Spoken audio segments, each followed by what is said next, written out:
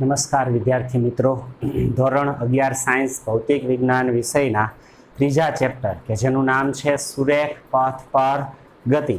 એના ગયા લેક્ચરની અંદર વિદ્યાર્થી મિત્રો આપણે તત્કાલીન અને તાત્ક્ષણિક પ્રવેગ અને સાથે સાથે સરેરાશ પ્રવેગ પણ આપણે ભણ્યા હતા. બરાબર, સરેરાશ પ્રવેગ, તત્કાલીન પ્રવેગ એના સૂત્ર આપણે જોયા હતા. આપણે જોયું હતું કે સ્થાનાંતર અથવા સ્થાનનું સમયની સાપેક્ષે 2 વખત વિકલન પ્રવેગ આપે છે. આજે આપણે આલેખ પરથી પ્રવેગ કેવી રીતે મળે તે જોઈએ. આજનો ટોપિક છે આલેખ પરથી પ્રવેગ.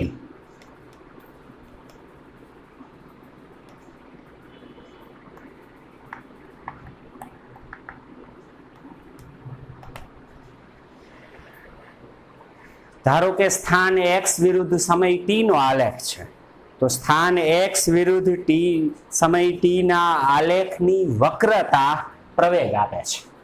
સ્થાન x વિરુદ્ધ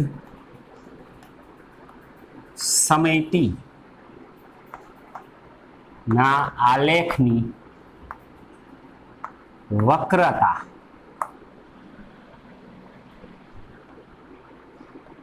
પ્રવેગનું મૂલ્ય આપે છે. પ્રવેગ એ છે. વાત છે સ્થાન x વિરુદ્ધ સમય t ના આલેખની. ધારો કે સ્થાન x વિરુદ્ધ સમય t નો આલેખ આવો છે. y અક્ષ ઉપર સ્થાન x છે, x અક્ષ ઉપર સમય t છે અને આલેખ આ રીતે આમ સુરેખા છે, કોઈ પણ રીતે સુરેખા છે. તો સ્થાન x વિરુદ્ધ t નો આલેખ સુરેખા હોય તો એની પાસે વક્રતા જ નથી.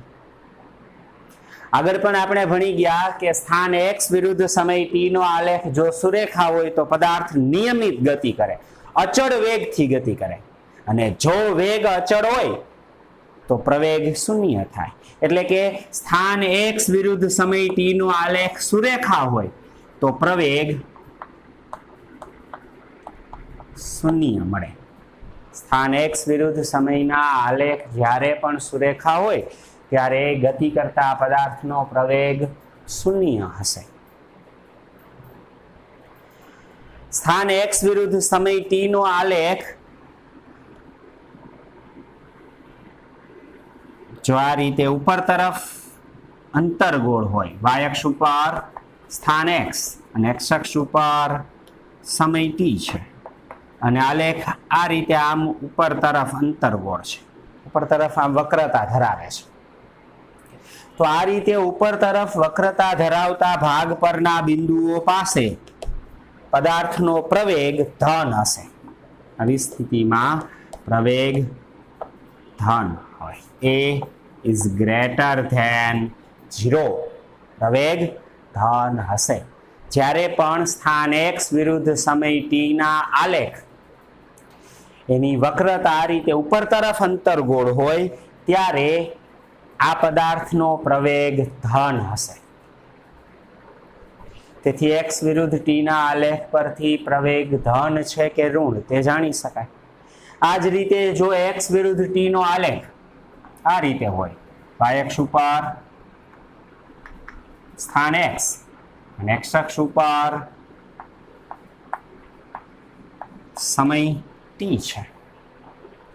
જો x વિરુદ્ધ t ના આલેખ આ રીતે આમ નીચે તરફ આમ અંતર્ગોળ હોય, નીચે તરફ વક્રતા ધરાવતો હોય, તો આવી સ્થિતિમાં પદાર્થનો પ્રવેગ ઋણ હશે. ગતિ કરતા આ પદાર્થનો પ્રવેગ ઋણ હશે. પ્રવેગ ઋણ હશે એટલે a is less than 0 છે તેમ કહેવાય. a is less than 0.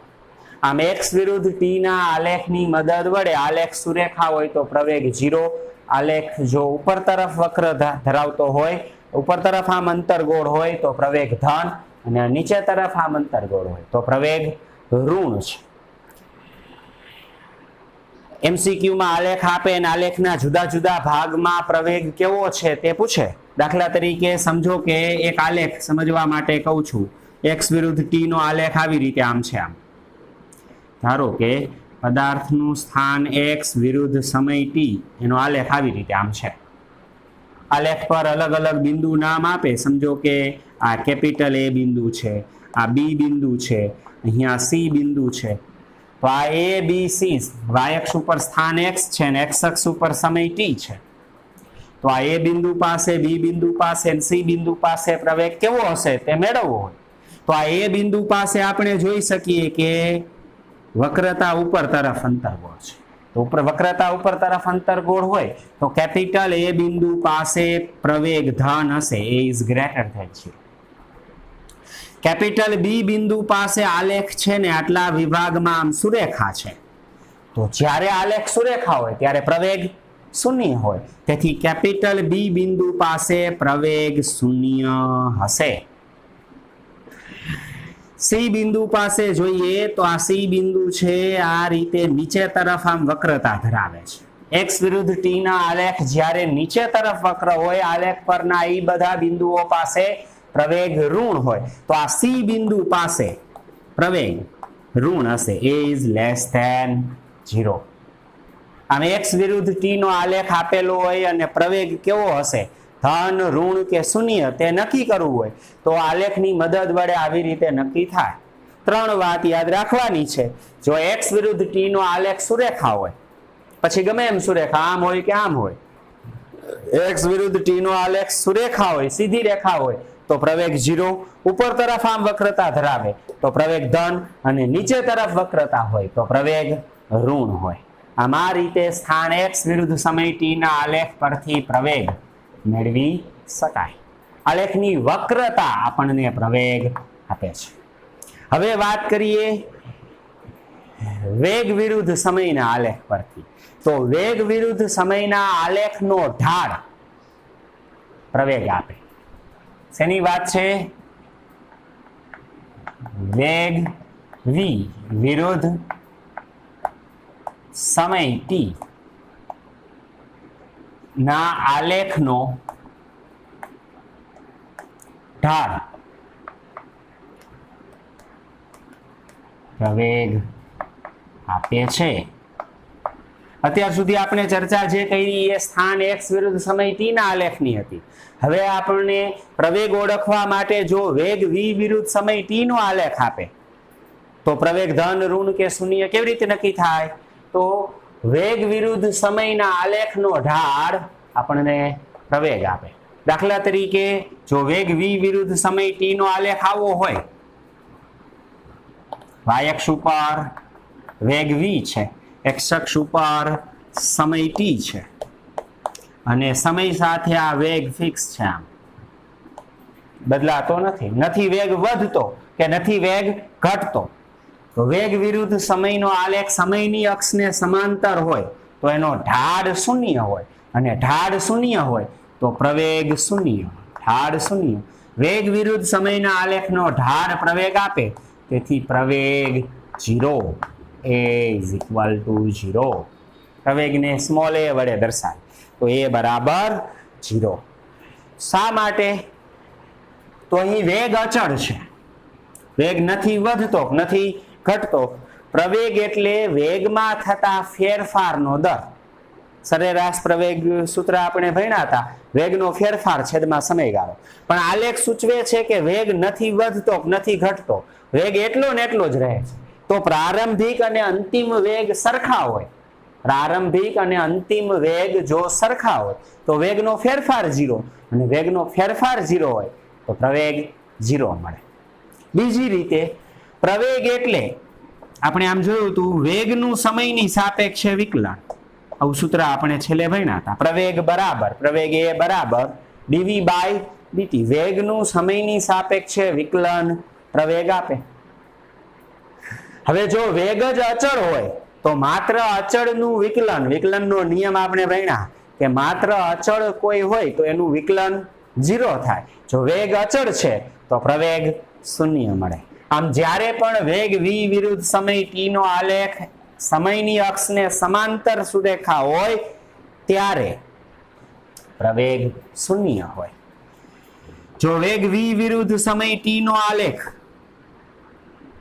વેગ v વિરુદ્ધ સમય t, y અક્ષ ઉપર વેગ અને x અક્ષ ઉપર સમય, એનો આલેખ આ રીતે આમ સુરેખા હોય તો આનો ઢાળ ધન છે, ઢાળ ધન છે તો પ્રવેગ ધન હશે.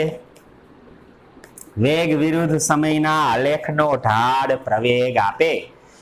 ઢાળ ધન છે, આ રેખા આમ હોય તો ઢાળ ધન હોય, રેખા આમ હોય તો ઢાળ ઋણ હોય. અહીં v વિરુદ્ધ t નો આલેખ આમ છે તો આ રેખાનો ઢાળ ધન છે, એટલે કે સમય સાથે વેગમાં વધારો થાય છે તો પ્રવેગ ધન હશે. a is greater than 0. બરાબર. આમ v વિરુદ્ધ t નો આલેખ આ રીતે વેગ સમય સાથે જો નિયમિત રીતે વધતો હોય તો પ્રવેગ ધન હોય. ત્રીજી વાત કરું, વેગ v વિરુદ્ધ સમય t. ગ્રાફ કેનો છે?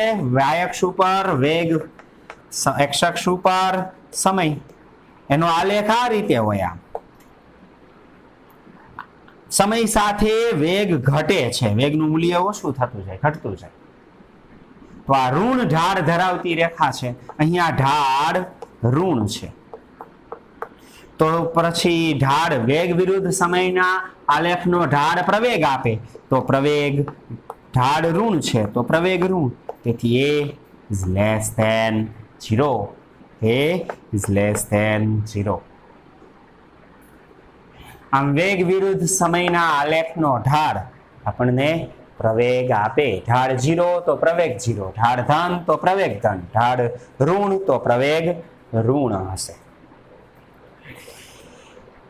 કોઈ પણ બિંદુ પાસે કોઈ પણ નિશ્ચિત સમયે તત્કાલીન વેગ v વિરુદ્ધ t ના આલેખનો કોઈ પણ બિંદુ પાસે દોરેલો સ્પર્શક એ તે બિંદુએ તત્કાલીન પ્રવેગ આપે છે. v વિરુદ્ધ t નો આલેખ હોય એ v વિરુદ્ધ t ના આલેખ કોઈ પણ બિંદુએ તત્કાલીન સ્પર્શક દોરીએ, v વિરુદ્ધ t ના આલેખનો સ્પર્શક દોરીએ તો આ સ્પર્શક એ તે જે બિંદુએ સ્પર્શક દોર્યો છે તે બિંદુએ એ સ્પર્શકનો ઢાળ તત્કાલીન પ્રવેગ આપે. સમજો કે વેગ v વિરુદ્ધ સમયનો આલેખ છે આમ વક્ર મળે છે. ધારો કે વેગ વિરુદ્ધ સમયનો આલેખ આકૃતિમાં દર્શાવ્યા મુજબ, ધારો કે વેગ વિરુદ્ધ સમયનો આલેખ આવી રીતે આમ મળે છે, આમ વક્ર છે. y અક્ષ ઉપર વેગ છે, x અક્ષ ઉપર સમય t છે. આપણને એમ કહીએ કે આ સમયે અહીંયા કંઈક નિશ્ચિત સમય છે, દાખલા તરીકે t1 સેકન્ડ, તો t1 સેકન્ડ એ તત્કાલીન પ્રવેગ કેટલો? તો તત્કાલીન પ્રવેગ મેળવવા માટે t1 સેકન્ડને અનુરૂપ ગ્રાફ ઉપર બિંદુ મળે. આ ગ્રાફ પરના બિંદુને સ્પર્શક દોરો. આ સ્પર્શકનો ઢાળ, સ્પર્શકનો ઢાળ v વિરુદ્ધ t ના આલેખમાં સ્પર્શકનો ઢાળ તત્કાલીન પ્રવેગ આપે.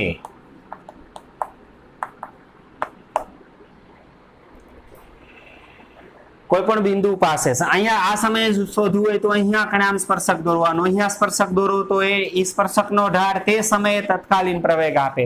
જે તે સમયે જે તે બિંદુએ દોરેલો સ્પર્શક એનો ઢાળ એ વેગ વિરુદ્ધ સમયના આલેખનો કોઈ બિંદુએ દોરેલા સ્પર્શકનો ઢાળ તે બિંદુએ તે સમયે તત્કાલીન પ્રવેગ આપે છે. આમ વિદ્યાર્થી મિત્રો, આલેખ પરથી સ્થાન x વિરુદ્ધ સમય t અને વેગ v વિરુદ્ધ સમય t એના આલેખ પરથી આપણે પ્રવેગ મેળવી શકીએ. આલેખ પરથી પથ લંબાઈ અને સ્થાનાંતર પણ મળે, પણ એની ચર્ચા આપણે આગળ કરશું. હવે સ્વાધ્યાયના કેટલાક પ્રશ્નો એનો ઉકેલ મેળવી. સ્વાધ્યાયમાં જુઓ, પ્રશ્ન નંબર 1, સ્વાધ્યાય 3.1.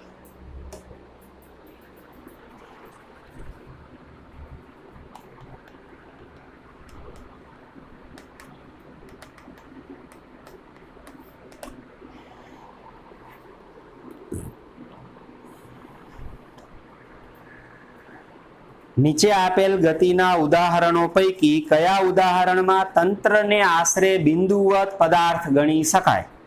4 ઉદાહરણો આપેલા છે, એમાં તંત્રને બિંદુવત ગણી શકાય કે નહીં, બિંદુવત પદાર્થ ગણી શકાય કે નહીં તે કહેવાનું છે. પહેલું છે, 2 સ્ટેશન વચ્ચે વગર ઝટકે ગતિ કરતી ટ્રેન. ગતિ કરતી ટ્રેન વગર ઝટકે ગતિ કરે છે, તો આ ટ્રેન એને બિંદુવત પદાર્થ ગણી શકાય કે નહીં, આવો પ્રશ્ન છે. બરાબર. તો હવે કણ સંકલ્પના આગળ આપણે ભણ્યા હતા, તમને યાદ હોય તો. કોઈ પણ ગતિ કરતા પદાર્થનું વર્ણન કરતી વખતે આપણે વ્યવહારમાં ગતિ કરતા પદાર્થને બિંદુવત પદાર્થ તરીકે કે બિંદુવત કણ તરીકે લેતા હોય.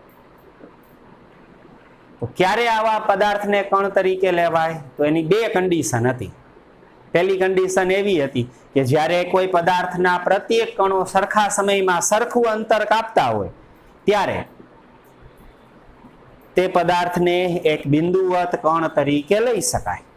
અને બીજી શરત હતી, જ્યારે પદાર્થના પરિમાણની સાપેક્ષે પદાર્થો વચ્ચેના અંતર ખૂબ જ મોટા હોય, પરિમાણ નાનું હોય, અંતર મોટા હોય, તો ત્યારે પણ તે પદાર્થને બિંદુવત ગણી શકાય. આવી 2 કન્ડિશન હતી. પહેલી કન્ડિશન મુજબ કોઈ ઝાટકા વગર ગતિ કરતી ટ્રેન છે, એ ગતિ કરશે તો ટ્રેનના પ્રથમ ડબ્બા જેટલું અંતર કાપશે, બીજો એટલું, ત્રીજો એટલું જ. ટ્રેનના પ્રત્યેક કણે સરખા સમયમાં સરખું અંતર કાપશે. આનો અર્થ એવો કે આખી ટ્રેનને એક બિંદુવત પદાર્થ ગણી શકાય. તેથી ગતિ કરતી ટ્રેન એને બિંદુવત પદાર્થ ગણી શકાય, કારણ કે ટ્રેનના બધા જ કણો સરખા સમયમાં સરખું અંતર કાપશે. ટ્રેન ગતિ કરે તો પહેલો ડબ્બો જેટલું અંતર કાપશે, બીજો એટલું, ત્રીજો એટલું, ચોથો એટલું જ, અંદર રહેલી વસ્તુ એટલું જ અંતર કાપશે. દરેક કણ સરખા સમયમાં સરખું અંતર કાપે તો ગતિ કરતી ટ્રેન બિંદુવત ગણી શકાય, પહેલી કન્ડિશન મુજબ. બીજો પ્રશ્ન છે બી. સરળતાથી કોઈ વર્તુળ માર્ગ પર સાયકલ ચલાવતી વ્યક્તિના માથા પર બેઠેલ વાંદરો. સાયકલ ચલાવતી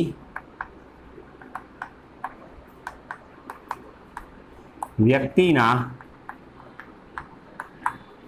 માથા પર બેઠેલ વાંદરો અને બિંદુવત ગણી શકાય કે નહીં?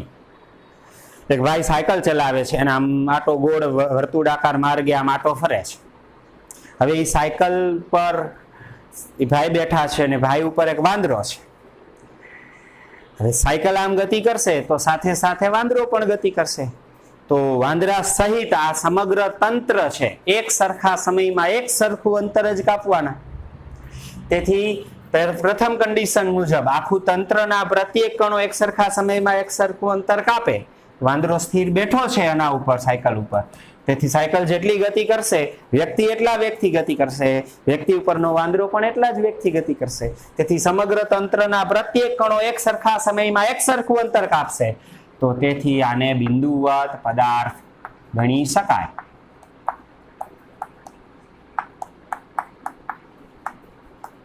બિંદુવત પદાર્થ ગણી શકાય. બરાબર. ત્રીજો પ્રશ્ન સી. જમીન પર અથડાઈને તીવ્ર વળાંક લેતો સ્પિન થતો ક્રિકેટનો દડો. સ્પિન થતો ક્રિકેટનો દડો. દડો આમ સ્પિન થાય છે અને આમ સ્ટપ પડીને ગતિની દિશા બદલે છે. તો આવી સ્થિતિમાં દડો આમ સ્પિન થતા થતા આગળ ફરતા ફરતા આગળ વધે છે. તો અલગ અલગ કણોએ આપેલા સમયગાળામાં અલગ અલગ અંતર કાપ્યું હશે, એક સરખું અંતર નહીં કાપે. દડો જો એમનામાં આમ સીધો જ ગતિ કરતો હોત તો દડાનો આગળનો ભાગ પાછળનો ભાગ એક સરખા સમયમાં એક સરખું અંતર કાપે. પણ દડો આમ ફરતા ફરતા સ્પિન થતા થતા આગળ વધે છે, ટપો ખાય અને આમ સ્પિન થાય છે. તો આવી સ્થિતિમાં દડો ફરતો હોય ત્યારે અલગ અલગ કણ છે એ કોઈક કણ છે એ આગળ હશે, કોઈક પાછળ હશે. આવી સ્થિતિમાં જુદા જુદા કણોએ કાપેલું અંતર જુદું જુદું હશે. દડો ઇનાયન સ્થિતિમાં જો આમ આગળ વધ્યો હોત ને તો બધા કણો એક સરખા સમયમાં એક સરખું સ્થાનાંતર કરે તો આપણે એને કણ તરીકે લઈ શકે. પણ એ ફરે છે તો સ્પિન થતા દડાના પ્રત્યેક કણ એક સરખા સમયમાં એક સરખું અંતર નહીં કાપે. તેથી આ સ્પિન થતો દડો છે એ બિંદુવત પદાર્થ ગણી શકાય નહીં. બિંદુવત પદાર્થ ગણી શકાય નહીં.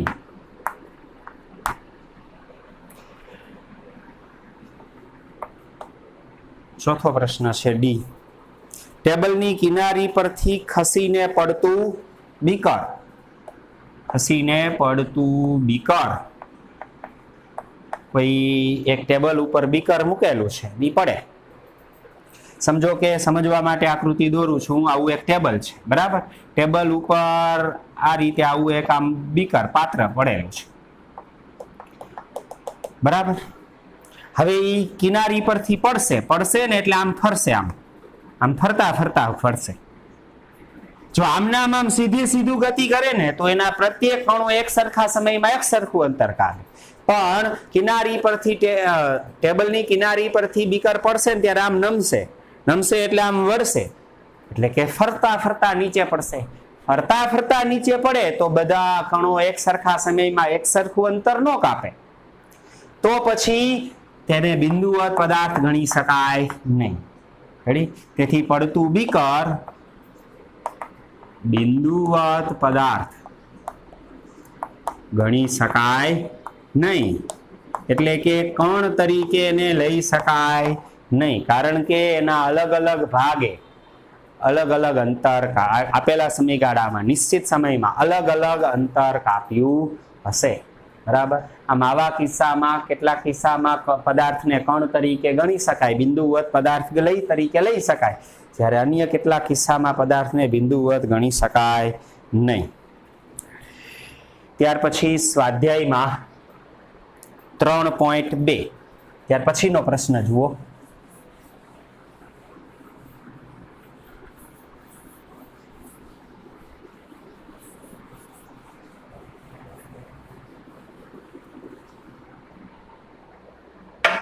સ્વાધ્યાયમાં 3.2 બે બાળકો એ અને બી તેમની શાળાઓથી અનુક્રમે તેમના ઘરે પી અને ક્યુ પરત ફરી રહ્યા છે. શાળાથી બે બાળકો ઘરે જાય છે. એક બાળક છે એ, બીજું બાળક છે બી, જેનો સ્થાન વિરુદ્ધ સમયનો આલેખ આકૃતિ 3.19 માં દર્શાવેલ છે. તો ટેક્સ્ટમાં પાછળ આલેખ આપેલો છે. વાય અક્ષ ઉપર સ્થાન x છે, x અક્ષ ઉપર સમય t છે. આલેખ આવો છે.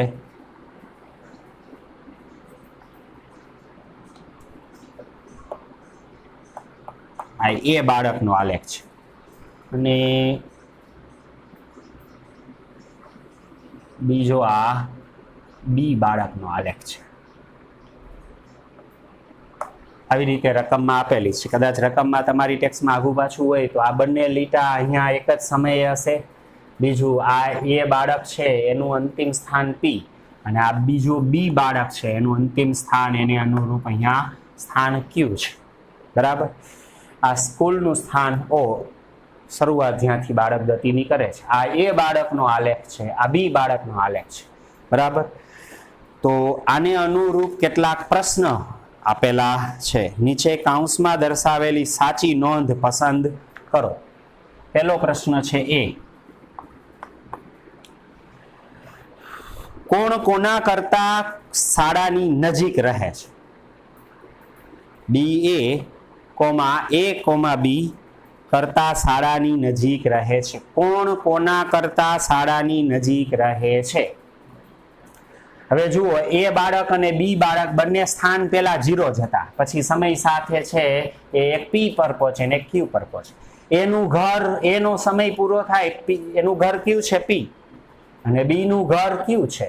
તો આ સ્થાન ઓછું છે, આ વધુ છે, બરાબર ને. તો બી કોણ કોના કરતા શાળાની નજીક રહે? સોરી, એનું સ્થાન ઓછું છે એટલે ઓપી અંતર, પી ઘર નજીક છે ક્યુ કરતા, બરાબર. તો એ બી કરતા શાળાની નજીક રહે છે. કોણ કોના કરતા શાળાની નજીક રહે? તો એ બી કરતા શાળાની નજીક રહે છે. એટલે પહેલા કાઉન્સમાં બી કાઢી નાખવાનો, બીજા કાઉન્સમાં એ ચેકી નાખવાનો. તો આ એ બી બાળક કરતા શાળાની નજીક રહે છે. બીજો પ્રશ્ન છે બી. કોણ કોના કરતા શાળાએથી વહેલી શરૂઆત કરે છે? શાળાએથી ઘરે જવા વહેલા કોણ નીકળે? તો પહેલા જુઓ 0 સમયે આ એ બાળક ગતિ કરે, એ થોડોક આગળ પહોંચે ને પછી બી બાળક ગતિ કરે છે. ગતિની શરૂઆત બી બાળકની અહીંયાથી છે, એટલે આ સમયગાળા પછી બી બાળક ગતિ કરશે. તો એ બાળક પહેલા ગતિ કરશે અને બી બાળક પછી ગતિ કરશે. પ્રશ્ન છે કોણ કોના કરતા શાળાએથી વહેલી શરૂઆત કરે છે? તો બાળક એ બી કરતા શાળાએથી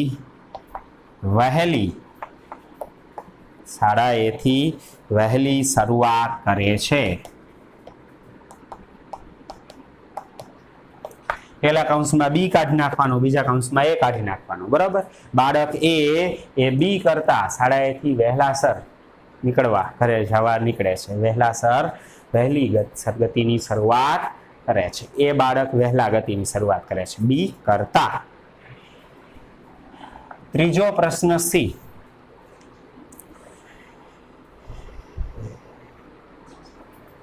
એ અને બી બંનેમાં કોણ કોના કરતા ઝડપથી ચાલે છે? કોણ કોના કરતા ઝડપથી ચાલે છે? એક્સ વિરુદ્ધ ટી નો આલેખ આપેલો છે. એક્સ વિરુદ્ધ ટી ના આલેખનો ઢાળ ઝડપનું મૂલ્ય આપે.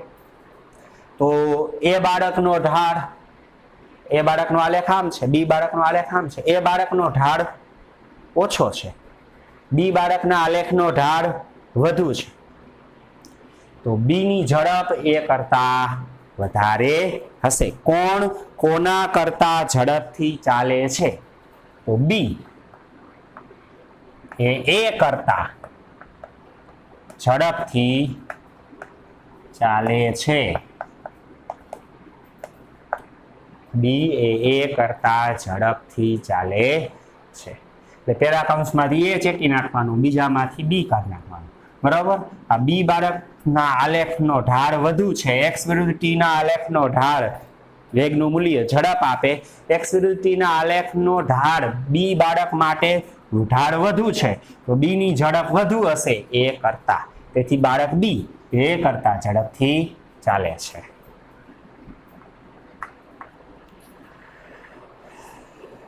ત્યાર પછી ડી, ચોથો પ્રશ્ન. એ અને બી એક જ કે જુદા જુદા સમયે ઘરે પહોંચે છે? એક જ સમયે ઘરે પહોંચે છે કે જુદા જુદા સમય? હવે ટેક્સમાં કદાચ તમારે આ છેડો છે અલગ અલગ હોય ને તો એક સરખો કરી નાખવાનો. એક જ સમય, આમ જો અહીંયા કણે અને અહીંયા કણે, આ સમય જે હશે ને એ સમયે એ બાળક પી પર પોતાના ઘરે પહોંચી જાય, એ જ સમયે બી બાળક એ ક્યુ પર પોતાના ઘરે પહોંચી જાય. તો એ અને બી એક જ સમયે ઘરે પહોંચે છે. એ અને બી એક જ સમયે ઘરે પહોંચે છે. જુદા જુદા સમયે કાઢી નાખવાનું, બરાબર.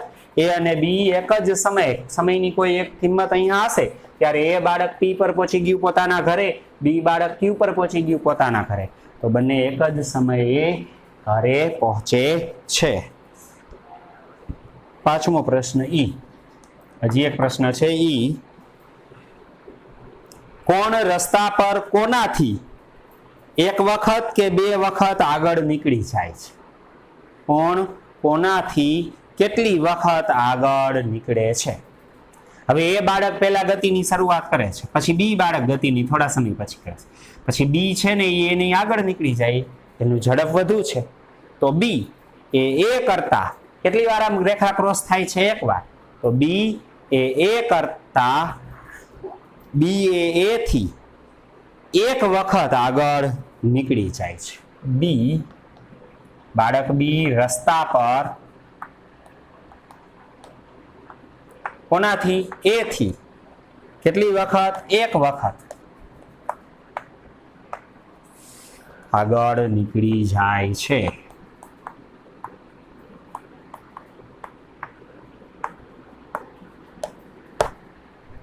બી રસ્તા પર એ થી એક વખત આગળ નીકળી જાય છે.